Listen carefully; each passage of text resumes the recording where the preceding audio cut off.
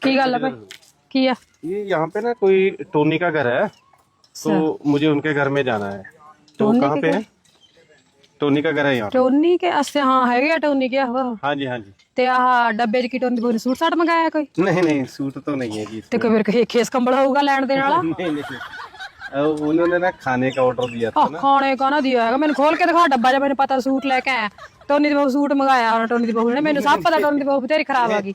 नहीं सूट तो नहीं है जी, वो खाना है तो हम आपको दिखा नहीं सकते क्योंकि ना क्यों दिखा क्यों नहीं सकता कहा तो नहीं दिखा सकते हैं आप की गल मैं है? नहीं दिखा सकता। एक्चुअली क्या है कि ना मैं डिलीवरी बॉय हूँ मैं।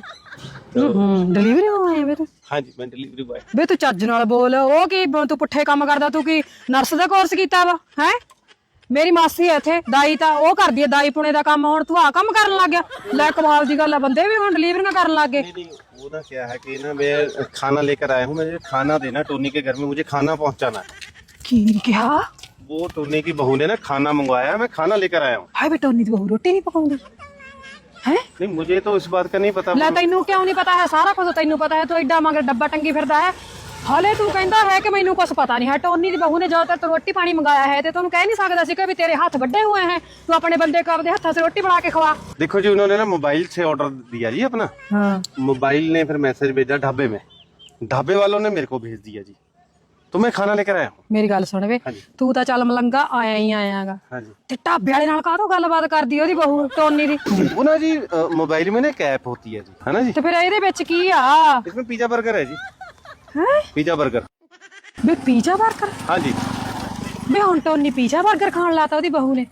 ਮੈਨੂੰ ਆਏ नहीं समझ लगती है कि भी ਇਹਨਾਂ ਨੇ ਵਿਆਹ ਕਾਦੀ ਖਾਤਰ ਕਰਾਏ हैं जब इन्होंने पिज्जा बर्गर ही खाना है फिर जनानियां कादे वास्ते लियाउंदे हैं फिर बाद च तलाक होते हैं केड़ी गल्लों होते हैं तलाक जब रोटी तो बंदे को मुੱਲ दी खवाउणी है नाले खवाउणा ही पिज्जा बर्गर है ते फिर तेरे वर्गे मलंग विच तुरे फिरदे आ जेड़ा है तेरा पिज्जा बर्गर आ ये साडी दाल रोटी तो भी वध स्वाद आगा। मैं तो मैडम ये आपने शायद पहली बार देखा आंटी, मैं तो यहाँ पे आता रहता हूँ और घर भी मंगवाता। सारा पिंड तुसीं साडा पटता हरे घर दी तीवियां मुੱਲ दी रोटी खांदी है आपदे बंदियां नूं तां सिद्धे मूंह नहीं बोलदियां रात नूं उनको रोटी जदों मांगता है बंदा वो तो रोटी नहीं देती है तड़के भी नहीं बंदे के मत्थे लगती हैं हैं सारा दोपहरा भी सौ पै के कढ़ देती हैं ये बंदे की खातर दो रोटियां भी नहीं थप सकती हैं फिर इनके तलाक केड़ी गल्लों होते हैं ऐसे गल तो तलाक होते हैं टोनी मोनी वर्गे दे तलाक तेरे वर्गे कराउंदे मलंग जेड़े विच तुरे फिरदे।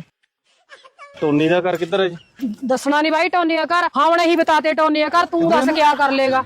टोनी का घर पुछदा है कल तू किसी होर बंदे का घर पुछेगा कल किसी होर बुढ़ी का घर पुछेगा आज तो साढ़े घर तक पहुंच के तू हमारा घर लुट लेगा। जी ना ड्यूटी है, मैं डिलीवरी बॉय हूँ, मुझे टोनी के घरे तलाक की गल चलती है अगर कल टोनी का तलाक हो गया तो मैं तेरा नाम लिखाऊंगी इस पिंड में भी जे बंदा रोटी लेके आउंदा है ते इन्हां दे घर विच तलाक करांदा है। नहीं मैं अगर उनके घर में जाऊंगा तो मतलब तभी मुझे ओटीपी मिलेगा ना, ओटीपी चाहिए मुझे। तेरा बेड़ा बे जे अजकल तो ओटीपी किसी नूं जमा ही नहीं देना चाहिए आपदे ढिड्डों जम्मे जवाक नूं नहीं ओटीपी देना चाहिए लोग तो खाते हुई साफ कर देंगे ये तो फोटो आई तो खाते साफ हो जाते हैं। ओहो अरे आंटी जी सुनिए बात मेरी, मुझे पेमेंट भी लेनी है आपसे। आए कि मैं पेमेंट लेनी है कि तुम कहा फिर उनको मुल की रोटी खवाता है जे तू पैसे ही लेंदा है हैं? ये तेरा केड़ा काम लसन की फड़ रखे है तू लोग के घर पटदा फिरदा है। ओ मैंने जी क्यों घर पाटने हैं जी, मैं तो नौकरी करता हूँ जी, मुझे खाना देना है जी। मैंने टोनी का घर पूछा था जी, आपने इतनी बातें सुना दी जी, मेरे से गलती हो। मेरी गल सुन साडे पिंड च जिवें आया मैं पुट्ठा मुड़ जानी मैं तो ठाणी हो जूंगी